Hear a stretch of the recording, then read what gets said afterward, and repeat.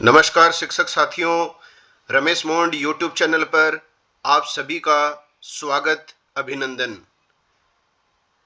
साथियों, दीक्षा ऑफलाइन प्रशिक्षण आप सभी प्राप्त कर चुके हैं और आज मैं आपके बीच वीडियो लेकर आया हूं दीक्षा ऑनलाइन शिक्षक प्रशिक्षण एसबीए विद्यालय आधारित आकलन के समस्त प्रश्नोत्तरी के 70 प्रश्नों का एकदम सटीक समाधान। आशा है आपको वीडियो पसंद आएगा। अगर वीडियो पसंद आए तो वीडियो को लाइक कीजिए, अधिक से अधिक साथियों में वीडियो को शेयर करें और चैनल पर नए हैं तो रमेश मोंड यूट्यूब चैनल को आज ही सब्सक्राइब करें। तो बिना वक्त जाया करे शुरू करते हैं ऑनलाइन ट्रेनिंग के सभी 70 प्रश्नों का समाधान। पहला प्रश्न है, ब्लूप्रिंट निर्माण निम्न में से किस आकलन का महत्वपूर्ण हिस्सा है? तो इसका उत्तर होगा उपरोक्त सभी। इसमें योगात्मक, आधार रेखा, रचनात्मक आकलन सभी दिए हुए हैं तो उत्तर आ जाएगा उपरोक्त सभी। दूसरा प्रश्न है, जिसका उपयोग शिक्षकगण मौखिक, लिखित और प्रदर्शन आदि तरीकों से करते हैं, तो इसका उत्तर होगा चेकलिस्ट। तीसरा प्रश्न है, विद्यार्थियों के सीखने की प्रगति का आकलन करने के लिए शिक्षकों और हितधारकों के मार्गनिर्देशक बिंदु हैं, तो मार्गनिर्देशक बिंदु हैं सीखने के प्रतिफल। चौथा प्रश्न है, विद्यालय आधारित आकलन में निम्न में से कौन सा सम्मिलित नहीं है? तो कौन सा सम्मिलित नहीं है, इसमें उत्तर आएगा अवसंरचनात्मक आकलन। पांचवा प्रश्न है, शिक्षा का अधिकार अधिनियम 2009 के नियम 23(2) का संशोधन चिन्हित करता है कि, तो इसका उत्तर होगा सभी राज्यों को कक्षावार, विषयवार सीखने के प्रतिफल तैयार करने चाहिए। छठा प्रश्न है, दिनेश अक्सर अपने दोस्तों के बीच किसी बात को लेकर उनके सही या गलत होने के बारे में स्पष्ट राय रखता है, उसमें कौन सा जीवन कौशल विकसित है? इसका उत्तर होगा अंतर्वैयक्तिक संबंध। सातवां प्रश्न है, एफएलएन फ्रेमवर्क में दक्षताएं और सीखने के प्रतिफल प्राप्त किए गए हैं, इसका उत्तर होगा विकासात्मक लक्ष्यों से। आठवां प्रश्न है, शिक्षक को कक्षा कक्षीय प्रक्रियाओं में जीवन कौशलों के समायोजन के लिए करना चाहिए, तो इसका जो उत्तर होगा वो होगा उक्त सभी। नवा प्रश्न है, निम्नलिखित में से असंगत समूह का चयन कीजिए, तो असंगत समूह जो है उसका उत्तर होगा साक्षात्कार पोर्टफोलियो। 10वां प्रश्न है, व्यक्तिगत दिगम आकलन में पहचान की जाती है, तो इसमें पहचान की जाती है व्यक्तिगत भिन्नता की। 11वां प्रश्न है, सीखने की दक्षता में अभिवृद्धि करना और विद्यार्थियों की दक्षताओं का मापन करना निम्न में से क्रमशः किस आकलन का भाग है? तो उत्तर होगा रचनात्मक आकलन और योगात्मक आकलन। 12वां प्रश्न है, रूब्रिक है, तो इसमें उत्तर होगा उपरोक्त सभी। 13वां प्रश्न है, सीखने का आकलन में निम्न तरीके अपनाए जाते हैं, तो इसमें उत्तर होगा सभी विकल्प सही हैं। 14वां प्रश्न है, एसबीए का मुख्य उद्देश्य क्या है? तो इसमें उत्तर होगा केवल 4 ही सही है। 15वां प्रश्न है, एक शिक्षक मल्टीग्रेड सिंगल रूम कक्षा में पढ़ाता है, वह अपनी कक्षा के सभी बच्चों का अवलोकन और उनसे बातचीत कर अपनी डायरी में उनकी व्यक्तिगत, सामाजिक, भावात्मक और शैक्षणिक क्षमताओं के बारे में लिखता है। आपके अनुसार उस शिक्षक की यह डायरी उसके क्या काम आती है? तो इसमें उत्तर आएगा उक्त सभी। 16वां प्रश्न है, दक्षता आधारित आदर्श आकलन किया जाता है, तो ये किया जाता है त्रैमासिक। 17वां प्रश्न है, कक्षा 9 के अध्यापक के द्वारा विद्यार्थी से पूछा गया प्रश्न कि यदि भारत की स्थिति 68 डिग्री 7 मिनट से 97 डिग्री 25 मिनट पूर्वी देशांतर की जगह 120 डिग्री से 150 डिग्री पूर्वी देशांतर पर होता तो भारत के दक्षिण में कौन सा महासागर होता? में अध्यापक ब्लूम्स के किस स्तर की बात कर रहा है? तो इसका उत्तर होगा विश्लेषण। प्रश्न नंबर 18, किसी कक्षा में शिक्षक विद्यार्थियों का कक्षा टेस्ट लेने के लिए सभी प्रश्न मिलान करने वाला देता है। इस स्थिति के लिए निम्न विकल्पों में से सही विकल्प का चुनाव कीजिए, तो उत्तर होगा स्मरण वस्तुनिष्ठ। अगला प्रश्न है, किशोर गरीब परिवार से है, उसे पढ़ने का बहुत शौक है, उसकी ड्राइंग और मौखिक अभिव्यक्ति बहुत अच्छी है, पर पारिवारिक जिम्मेदारियों के कारण विद्यालय से अधिकांशतः अनुपस्थित रहता है। एक शिक्षक होने के नाते आप उसकी किस प्रकार सहायता कर सकते हैं? तो इसमें उत्तर होगा साथियों केवल 3 और 4।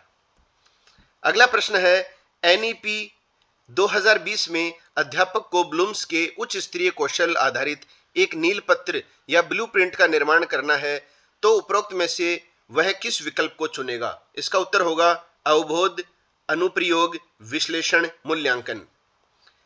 21वां प्रश्न है, वह उपकरण जिसका अंतर संबंध चेकलिस्ट, पोर्टफोलियो, परीक्षा, उपख्यानात्मक रिकॉर्ड आदि से होता है? तो इसका उत्तर होगा रूब्रिक्स। 22वां प्रश्न है, विषयों के साथ लीडरशिप, कला, स्वास्थ्य, खेल जैसे पहलुओं हेतु कौन सा कार्ड उपयुक्त होगा? तो इसका उत्तर होगा होलिस्टिक प्रोग्रेस कार्ड। प्रश्न नंबर 23, निम्न में से सुमेलित नहीं है, तो सुमेलित कौन सा नहीं है?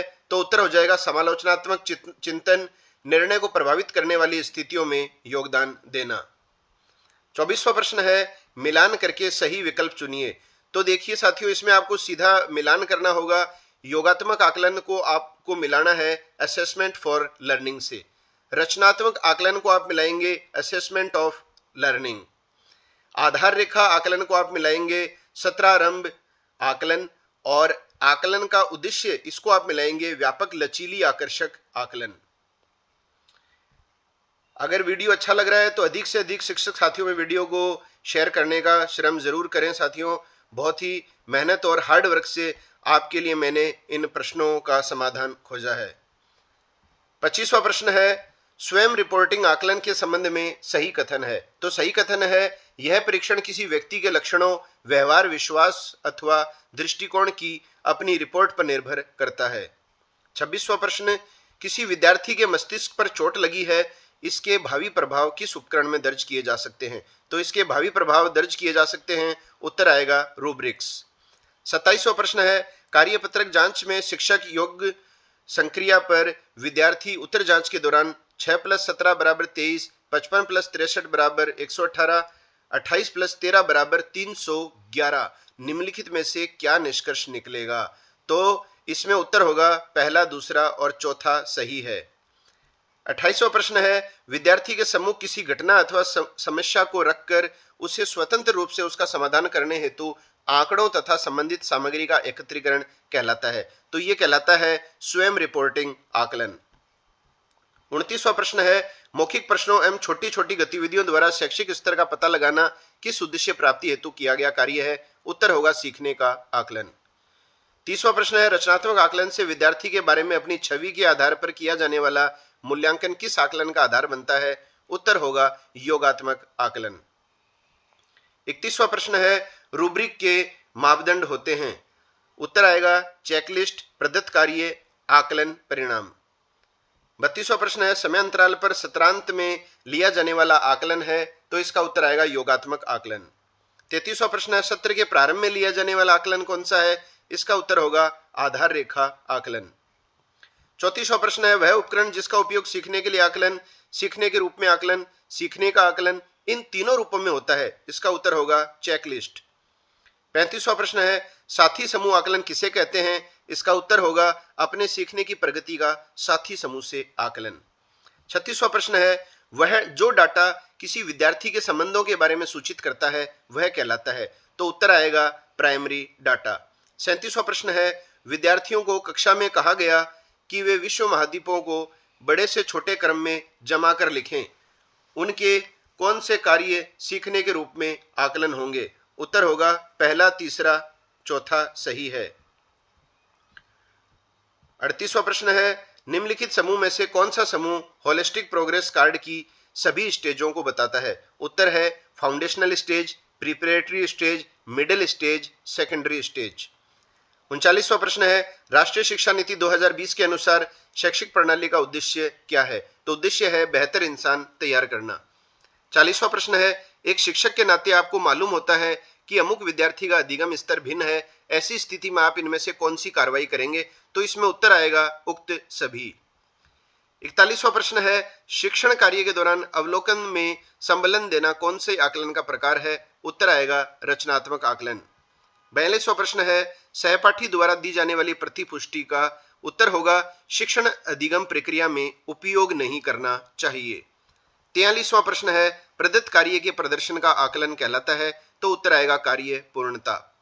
44वां प्रश्न है पोर्टफोलियो का अवलोकन निम्न में से किसका मुख्य भाग है? उत्तर आएगा ज्ञान अवलोकन का। 45वां प्रश्न है शिक्षक हिंदी विषय के वाक्य विन्यास बिंदु के पठन से पूर्व सीखने के लिए आकलन में किसकी जांच करेगा? उत्तर आएगा अर्थ प्रकट करने वाले शब्द समूह जांच की। 46वां प्रश्न है निम्न में से समूह अधिगम आकलन नहीं है, तो उत्तर आएगा उपाख्यान अधिगम आकलन। 47वां प्रश्न है विद्यालय आधारित आकलन की आवश्यकता है, तो उत्तर आएगा आकलन को और लचीला करने हेतु। 48वां प्रश्न है परियोजना प्रोजेक्ट तकनीक द्वारा आकलन क्या है? इसका उत्तर आएगा परियोजना को गतिविधियों में बांटकर छोटे छोटे कार्यों में बांटना, तत्पश्चात प्रत्येक कार्य का परीक्षण अनुमान लगाना। 49वां प्रश्न है किस तकनीक में विद्यार्थी के सम्मुख किसी घटना या समस्या को प्रस्तुत किया जाता है और उसको यह स्वतंत्रता प्रदान की जाती है कि वह समस्या का समाधान करने के लिए आंकड़ों व अन्य संबंधित सामग्री एकत्रित कर सके? तो इसका उत्तर आएगा केस स्टडी। 50वां प्रश्न है होलिस्टिक प्रोग्रेस कार्ड की प्रिपरेटरी स्टेज निम्न में से किन कक्षाओं के लिए होता है? तो ये होती है कक्षा 3 से 5 तक के लिए। 51वां प्रश्न है एनईपी 2020 में विद्यार्थी के बहुआयामी विकास के लिए सुझाव है, तो उत्तर आएगा सभी विकल्प सही हैं। 52वां प्रश्न है वह दस्तावेज जो प्रमाणों के आधार पर किसी कार्यक्रम अथवा इकाई का महत्वपूर्ण आत्मविश्लेषण है जिसमें बाहरी सहकर्मी द्वारा समीक्षा करने से पूर्व उसका पूरा आकलन किया जाता है, यह कहलाता है परियोजना आकलन। 53वां प्रश्न है आकलन प्रक्रिया में एचपीसी की फुल फॉर्म क्या है? तो एचपीसी की फुल फॉर्म होती है होलिस्टिक प्रोग्रेस कार्ड। साथियों रमेश मुंड यूट्यूब चैनल से अगर आप नहीं जुड़े हैं तो इस यूट्यूब चैनल से जुड़कर आप इस तरह के वीडियोस, एजुकेशनल वीडियोस और इसके अलावा शॉर्ट्स का भी आनंद ले सकते हैं। 54वां प्रश्न है प्रगति के साथ साथ संज्ञानात्मक, भावात्मक और साइकोमोटर रूप से प्रत्येक विद्यार्थी की रिपोर्ट दर्शाने वाला प्रपत्र होगा, तो ये होगा होलिस्टिक प्रोग्रेस कार्ड। 55वां प्रश्न है विद्यार्थी की जिज्ञासु प्रवृत्ति को माना जाता है, तो इसमें उत्तर आएगा उपरोक्त सभी। 56वां प्रश्न कौन सा प्रोग्रेस कार्ड 360 डिग्री आकलन करता है? उत्तर आएगा होलिस्टिक प्रोग्रेस कार्ड। 57वां प्रश्न है उपलब्ध विकल्पों में से एक विकल्प या क्रिया चुनने की क्षमता है, उत्तर आएगा समस्या समाधान। 58वां प्रश्न है एनईपी 2020 के आकलन के मूलभूत मार्गदर्शक सिद्धांतों पर चर्चा की गई है, उत्तर आएगा पहला, दूसरा, चौथा सही है। 59वां प्रश्न है अवलोकन का अर्थ है, तो उत्तर आएगा स्वयं की अनुपस्थिति में संग्रहण साक्षात्कार द्वारा घटित घटना का वर्णन व आंकड़ों का संग्रहण। 60वां प्रश्न है निम्नलिखित में से उचित समूह का चयन कीजिए, उत्तर आएगा आकलन उपस्थिति। 61वां प्रश्न है निम्न में से कौन सा कार्ड शिक्षा का नया आयाम होगा और राज्यों की शिक्षा में एक समानता लाएगा? उत्तर आएगा एचपीसी होलिस्टिक प्रोग्रेस कार्ड। 62वां प्रश्न है गुणवत्तापूर्ण शिक्षा के लिए आवश्यक नहीं है, तो आवश्यक नहीं है इसका उत्तर आएगा विद्यार्थी के उच्च कुल का होना। 63वां प्रश्न है सुमित कक्षा 7 का विद्यार्थी है, अध्यापक द्वारा सुमित को पढ़ाए गए पाठ से नए और मूर्त परिस्थितियों में उपयोग करने की क्षमता का विकास किया जा रहा है, अध्यापक ब्लूम्स के किस स्तर पर सुमित को लाने का प्रयास कर रहा है? तो उसका उत्तर आएगा अनुप्रयोग।